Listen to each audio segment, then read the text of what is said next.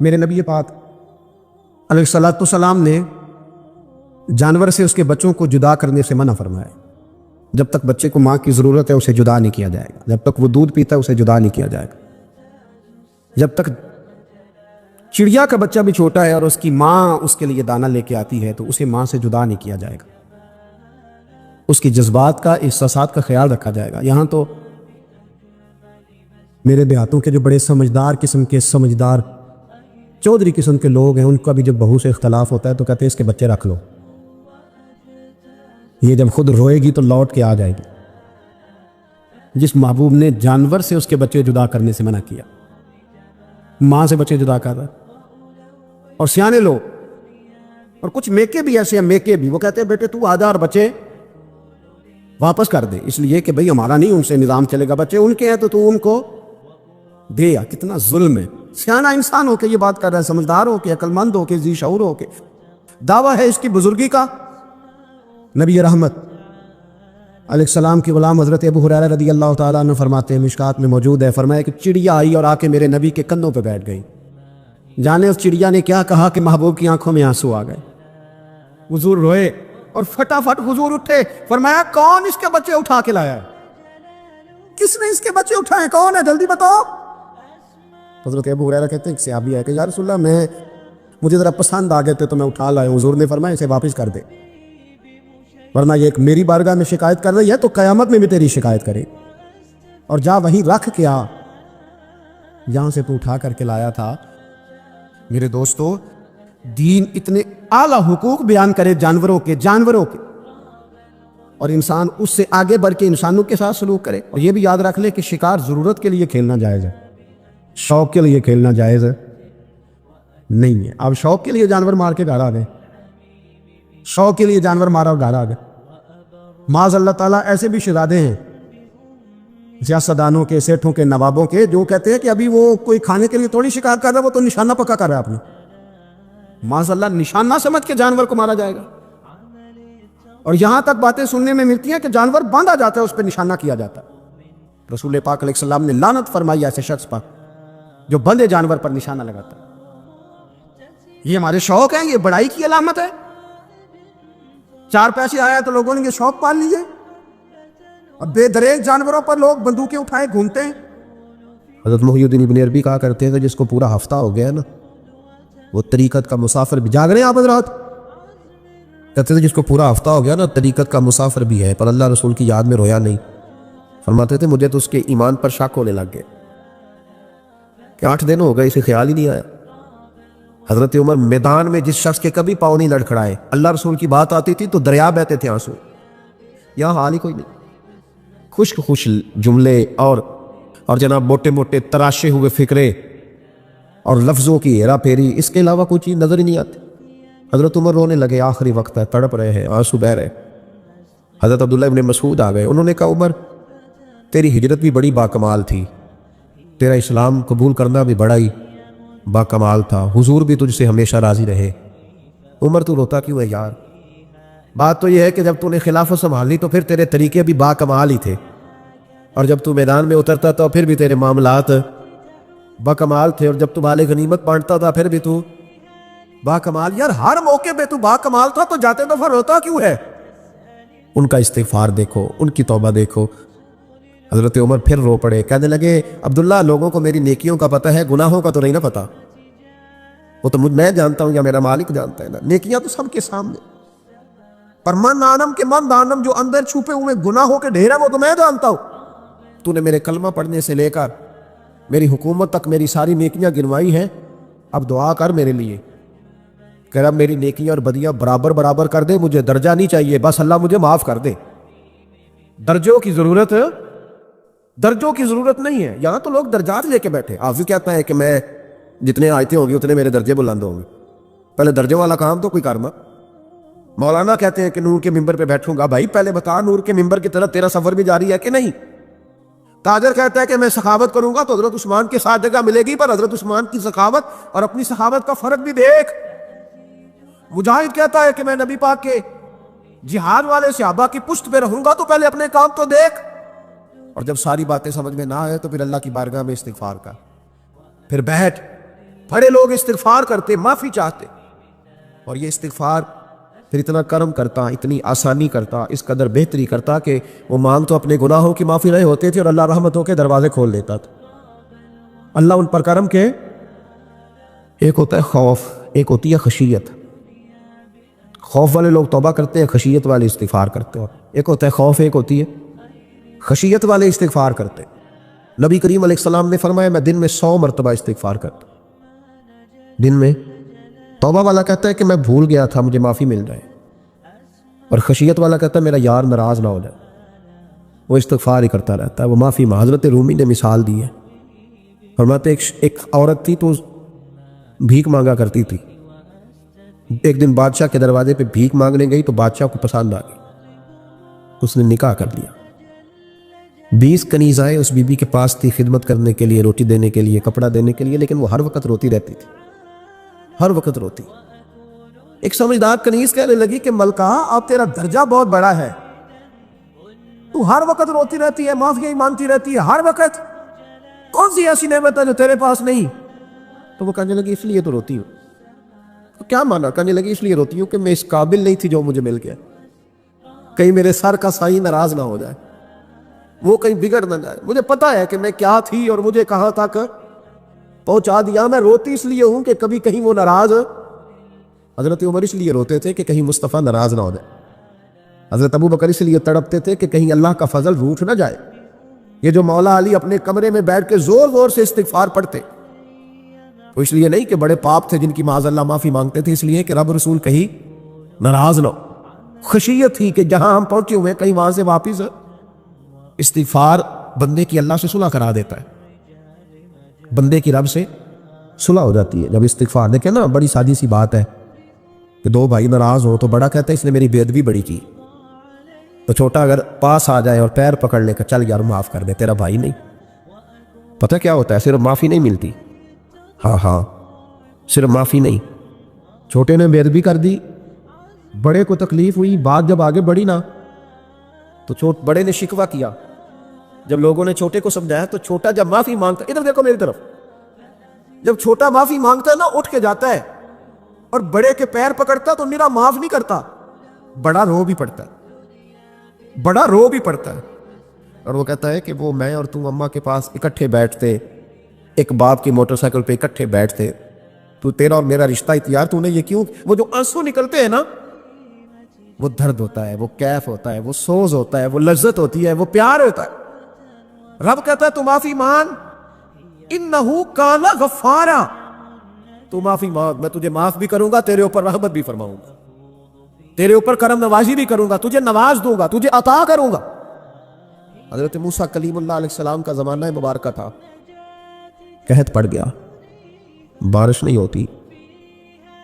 ہم لوگ نا اب تو خیر ہمارے پاکستان میں تو ٹیبل ٹاک ہوتی ہے، ٹاک شو ہوتے ہیں، ہمارے یہاں تو پتہ کیا جاتا ہے کہ بارش ہو کیوں نہیں رہی، پر اس پہ یہ ہوتا ہے کہ دھواں بڑا چڑھ گیا ہے، حالات بڑے خراب ہے، فلاں ایسے ہو گیا قحط کا۔ ہم تو اسباب تلاش کرتے رہتے ہیں نا جی، فوق بہت زیادہ ہے، فلاں چیز ایسے ہے، فلاں چیز ایسے ہے، ہم تو یہ تلاش کرتے رہتے ہیں۔ وہ لوگ یوں نہیں کرتے تھے، وہ سیدھے جا کے مصلوں پہ بیٹھتے تھے، اس لیے کہ وہ کہتے تھے جب رب چاہتا ہے تو پھر کوئی چیز کسی چیز کو روک سکتی، وہ سیدھے مصلے پہ بیٹھتے۔ اعلیٰ حضرت فاضل بریلوی رحمۃ اللہ علیہ کے پاس ایک مولانا محمد حسین آئے، وہ فلکیات کے بڑے ماہر تھے، تو اعلیٰ حضرت نے فرمایا ذرا ستاروں کا حساب لگا کے دکھاؤ بارش کب ہوگی؟ کہنے لگا پورا مہینہ تو نہیں ہوگی۔ تو اعلیٰ حضرت رحمۃ اللہ علیہ فرمانے لگے کہو کہ میرا علم کہتا ہے مہینہ نہیں ہوگی، اللہ چاہے تو ابھی ہو سکتی ہے۔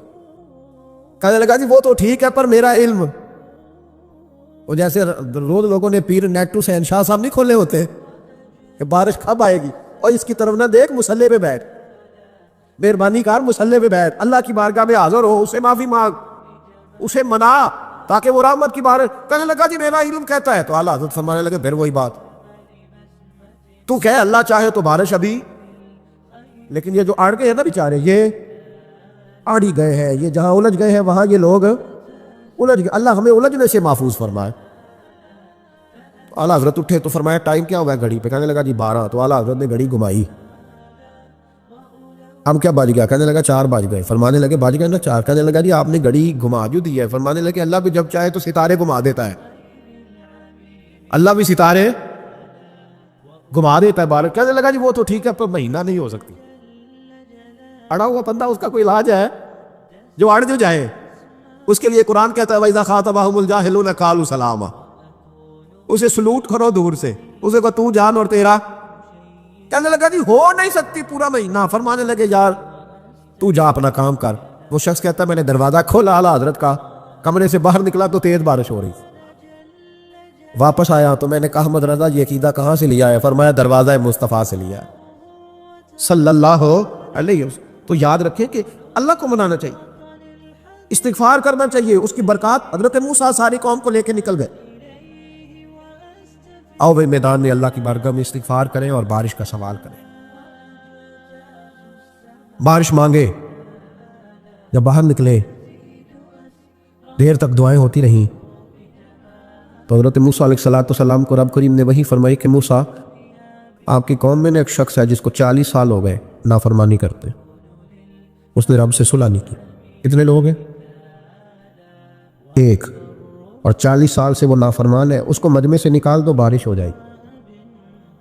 اگر ایک گناہگار کی وجہ سے بارش رک جاتی ہے اور جہاں دروازے کھلے ہوئے ہوں, جہاں تنہائیاں خوفناک ہو, اور جہاں تباہی اتری ہوئی ہو, اور جہاں لوگ کروڑوں روپیہ مال ہڑپ کر گئے ہوں, اور جہاں علماء کو ہتھ کڑیاں لگا کے ٹھنڈی زمینوں پہ لٹا دیا جائے اور قوم کہہ رہی ہو اچھا ہوا اچھا ہوا, اور لوگ پھبتیاں اڑا رہے ہوں, مذاق کر رہے ہوں,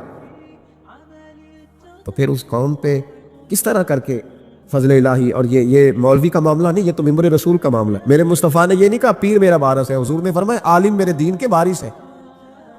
ہاں حضور نے فرمایا جس نے عالم کے چہرے کا دیدار کیا سمجھے میں نے اپنے نبی کی زیارت کی ہے.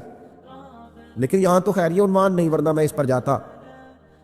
ہے تو کہا ایک بندہ ہے 40 سال سے اللہ کی نافرمانی کر رہا ہے, وہ اگر نکل جائے تو بارش ہو جائے گی. حضرت موسیٰ نے اعلان کر دیا بھی ایک شخص ہے وہ اگر نکل جائے تو بارش ہو جائے گی. پتہ تو ہوتا ہے نا سب کو, مجھے بھی پتہ ہے کہ میں اندر سے کیسا ہوں, اور آپ کو بھی خبر تو ہوتی ہے نا جی. جب بات ہو رہی ہوتی ہے تو پھر پتہ تو چلتا ہے نا کہ بات کہاں جا کے سیٹ ہو رہی ہے. پتہ چلتا ہے نا, اسے بھی چل گیا پتہ. اب اندر ہی اندر رونے لگا.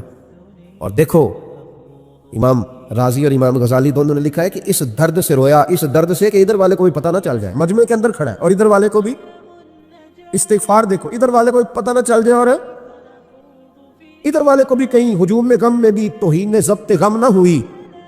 ہم اس احتیاط سے روئے کہ آنکھ نم نہ ہوئی. ہجوم میں غم میں بھی توہین ضبط غم نہ ہوئی. ہم اس احتیاط سے روئے کہ آنکھ نم نہ ہوئی. روئے بھی پر کسی کو آنسو نہیں دیکھنے دیے. اب اس درد سے کہتا ہے اللہ تو معاف کرنے والا ہے نا, تو معاف کرتا ہے, پردہ پوشی کرتا ہے. اور مالک اگر لوگوں کو پتہ چل گیا تو میرے تو بچوں کا بھی جینا حرام کر دے گا. یا اللہ میری تو آنے والی نسل بھی تڑپ کے وقت گزارے گی. مالک تو معاف کر دیا کرتا ہے, لوگ نہیں معاف کرتے. اے اللہ یہ میری خوبیاں بھول جائیں گے, میری خامیوں پر بات. مالک میں یہ ذلت نہیں برداشت کر سکتا, فضل فرما. حضرت موسیٰ نے دوبارہ اعلان کیا نکلتے ہو کہ نہیں نکلتے؟ پھر تڑپا خداوندا مجھے بے آبرو نہ کر. یہ ذلت اور رسوائیاں یہ نہیں برداشت ہوتی. اللہ درگزر فرما. حضرت موسیٰ نے تیسرا اعلان کیا نکلتا ہے یا میں پھر اس کا نام لوں؟ اللہ سے پوچھ کے نام لوں اس کا, بتاؤ کون ہے؟ اب تو تڑپ گیا, کہنے لگا مالک میں تیری بارگاہ میں استغفار کرتا ہوں, آئندہ نہیں کرتا, آئندہ نہیں کرتا. یہ لفظ ادا کیے, بندہ کوئی بھی نہیں نکلا. رب کریم نے بارش عطا کر دی. تیز بارش جب برسی نا, تیز بارش, لوگ تو مین دیکھ کے دوڑ گئے. تو حضرت موسیٰ کہنے لگے یا اللہ مجھے بھی تو بتا, تو نے کہا تھا کہ جب تک بندہ نہیں نکلتا بارش نہیں ہوگی. تو نکلا کوئی بھی نہیں, بارش ہو گئی, ماجرا کیا ہے؟ تو رب کریم نے فرمایا موسیٰ بس اس نے مجھ سے صلح کر لی, اس نے مجھ سے صلح کر لی. اور امام غزالی نے لفظ لکھے حضرت موسیٰ نے پوچھا, حالانکہ اللہ اپنے نبیوں کو غیب کے خزانے دیتا ہے, پوچھا کہ اللہ مجھے اس کا نام بتا دے. تو رب کریم نے فرمایا موسیٰ جب گناہ گار تھا تب نہیں کسی کو بتایا, جب پاپی تھا تب نہیں بتایا, جب مجرم تھا تب نہیں بتایا, اب کیسے بتا دوں؟ فرمایا اس کی میری صلح ہو گئی ہے.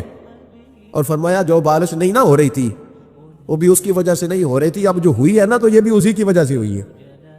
یہ بارش اب جو ہوئی ہے تو یہ بھی یہ اس گناہگار کے سبب سے. اپنی راتیں اللہ کے ساتھ گزارے.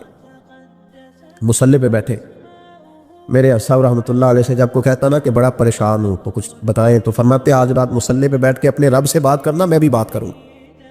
बंदों को दुख बताने से इज्जत में कमी आती है, और अगर अल्लाह को बंदा अपने दुख बताए तो अल्लाह इज्जतें बढ़ा देता है। तिरमिज़ी शरीफ की हदीस है, नबी पाक अलैहिस्सलाम ने फरमाया अगर तू दुनियादारों को दुख बताएगा तो अल्लाह तुझे गनी नहीं करेगा, और अगर तू अपने रब को बताएगा तो अल्लाह बड़ी जल्दी तुझे दुनिया से बेलियाज कर दे। तुझे लोगों की ज़रूरत नहीं रहेगी। इस्तिग़फ़ार करें, कसरत से करें, ज़ौक़ से करें, मुसल्ला आबाद रखें। हर शय देखो ना, जिस तरह खाने की मेज़ आबाद रहती है, बिस्तर आबाद रहता है, हमारे दीगर मामलात, अगर मुसल्ला ना आबाद रहे तो रूह बेचैन रहती, तबीयत बेकरार रहती।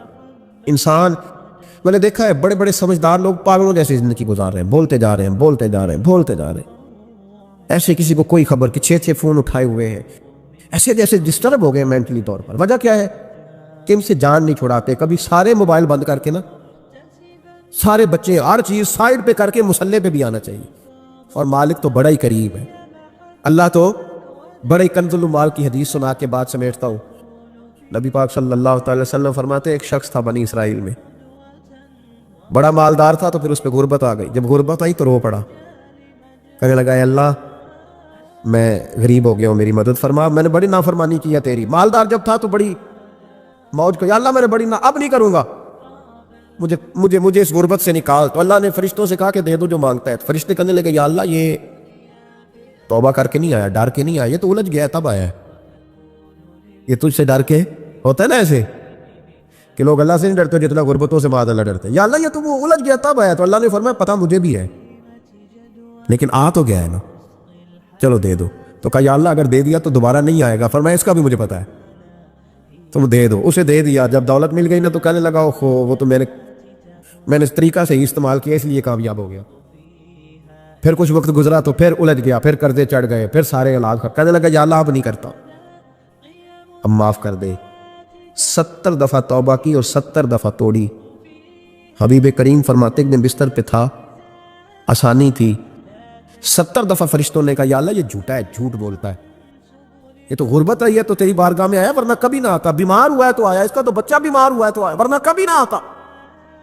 70 दफ़ा तौबा तोड़ी। एक दिन रात को बिस्तर पे लेटा था, दौलतें भी थी, आसानियां भी थी, दिल में ख्याल आया मैं कितना झूठा हूं, जब उलझ जाता हूं तो उसके दरवाजे पे जाता हूं और वो कितना करीब है, मुझे खाली नहीं लौटाता। तड़प उठा, आंसू निकल गए, उठ के मुसल्ले पे खड़ा हुआ तो रब करीम ने फरिश्तों से फरमाया खोल के देखो दरवाजे, आज ये गुर्बत की वजह से नहीं आया, आज मेरा बन के आया है। तो या अल्लाह पहले तो दौलत देता था, आज क्या देगा? तो महबूब फरमाते, अल्लाह फरमाते हमने इसे बगैर हिसाब किताब जन्नत अता करूंगा। एक हदीस ना पढ़ दो मुस्लिम शरीफ से, बुखारी से एक हदीस ना पढ़ लो ताकि ये बात मजबूत हो जाए। हजरत अबू तलहा रदी अल्लाह ताला, बेटा शदीद बीमार, मजदूर आदमी थे, कई दिनों से घर थे। बीवी कहने लगी अगर आप घर में बैठे रहेंगे तो खाएंगे कहां से, जाओ आप मजदूरी करो, मैं बेटे को देखती हूं। अबू तलहा मजदूरी करने चले गए। शाम को आए तो बेटा फौत हो चुका था। औरतें बेहौसला होती है ना अक्सर, पर बीवी ने सफेद कपड़ा डाल के कमरे में रख दिया। बेटा, माँ और बेटा नाप तक था रिश्ता, बेटे में सफेद चादर डाल के कमरे में रख दिया। हजरत अबू तलहा अंसारी आए, बेटे का क्या हाल है? कहने लगी अल्लाह की रहमत में है। अल्लाह की कैसा जुमला है? अल्लाह की रहमत में है। खामद ने खाना खाया, बीवी से मिलने को दिल किया तो मुलाकात, फारिग होके बैठे तो खातून उठ के ना खामद के करीब गई, उसका हाथ थामा, कहने लगी नबी करीम अलैहिस्सलाम के सहाबी हो, एक मसला दरियाफ्त करना था, बताओगे? अब पूछो। कहने लगी अगर कोई आपके पास अमानत रखवाए और फिर अपनी अमानत वापस मांगे तो क्या करोगे? हज़रत अबू तलहा कहने लगे पूछने वाली क्या बात है, जिसकी अमानत है वापस कर देंगे। अब ज़ौजा रोई, अब सबर वाली बीबी रोई, अब माँ रोई, आंसू टपके, आंचल से पूछ के कहने लगी अबू तलहा वो बेटा भी अल्लाह की अमानत था और रब अपनी अमानत ले गया है, उठो गुस्ल कफन का बंदोबस्त करो। हजरत अबू तलहा उठे, कामते कामते हाथों से गुस्ल कफन दिया, मस्जिद नबवी में पहुंचे, महबूब की बारगाह में अर्ज किया تو رسول کریم فرمانے لگے تیرے اور تیری بیوی کے عمل سے اللہ بھی بڑا راضی ہے، اللہ کے رسول بھی بڑے راضی، اور اللہ تجھے برکت عطا کرے گا۔ صحابہ کہتے ہیں پھر اللہ نے انہیں 9 بیٹے عطا فرمائے، پھر اللہ نے انہیں اللہ کی رضا پہ راضی رہنا سیکھو، اللہ کے قریب چلے جاؤ گے اللہ کی رضا پہ۔ حضرت سفیان ثوری دعا مانگ رہے تھے، یا اللہ راضی ہو جا، یا اللہ راضی ہو جا، یا اللہ راضی ہو جا، دعا مانگ رہے تھے۔ بی بی رابعہ بصری پردے کے پیچھے بیٹھی تھی، جب دعا لمبی ہو گئی تو کہنے لگی سفیان بس کر، کوئی اگلا لفظ بھی بول، بس کر۔ آپ فرمانے لگے تجھے کیا ہوا؟ تو کہنے لگی تو کب سے کہہ رہا یا اللہ راضی ہو جا، یا اللہ راضی ہو جا، پہلے اپنے دل پہ ہاتھ رکھ کے بتا تو اللہ سے راضی ہے؟ تو راضی ہے اللہ سے؟ تو روز نہیں کہتا پیسے نہیں ہے میرے پاس مجھے دے، تو روز نہیں کہتا یا اللہ فلانی چیز کوئی نہیں دے، اے اللہ فلاں کو دے دیا مجھے کیوں نہیں دیتا معاذ اللہ، تو روز شکوے نہیں کرتا؟ فرمایا پہلے تو راضی ہو جا۔ ترمذی شریف کی حدیث ہے، میرے نبی کریم علیہ السلام نے فرمایا تم اللہ کے دیے ہوئے تھوڑے رزق پہ راضی ہو جاؤ، اللہ تمہاری تھوڑی عبادت سے راضی ہو جائے۔ لیکن نا امام حسین کا آخری جملہ کیا ہے میدان کربلا؟ آخری جملہ کیا ہے؟ میں 5000 مسجد دے کے کہتا ہوں دیا نہیں میں نے، اللہ بڑا راضی ہے مجھ سے، 5 نمازیں پوری نہیں پڑھتا۔ امام علی مقام نے نا دل، کلیجہ، جان، اولاد، ہر چیز نکال کے رکھ دی، تو آخری جملہ یہ تھا اے اللہ بتا تو حسین سے راضی ہے کہ ناراض ہے؟ اللہ تو راضی ہے کہ ناراض ہے؟ بھائی پہلی بات رحمت الہی، دوسرا اللہ کی رضا پہ، یعنی عجیب بات ہے نا، جب اللہ کروڑوں دے تو دنیا چھپاتی ہے، اور جب تھوڑا کاروبار ٹھنڈا ہو جائے تو ساری دنیا کو دنیا بتاتی ہے۔ تو جب میں تو کہہ رہا ہوں کہ میں بندہ ڈھونڈ رہا ہوں جو مجھے ملے، آ کے کہے کہ شکر کا طریقہ بتاؤ، تو مل ہی نہیں رہا، وہ ملے جو کہے بڑی خیر ہے، ہر لحاظ سے اپنے رب سے راضی ہوں، مل ہی نہیں رہی دنیا۔ تیسری بات، اگر اللہ کے قریب جانا ہے، یہ ان لوگوں کے لیے جو معرفت الہی کے متلاشی ہیں وہ خاص توجہ کریں۔ اگر رب کریم کے قریب جانا ہے تو پھر ایک ذہن بنائیں کہ میرا رب میرے ساتھ ہے۔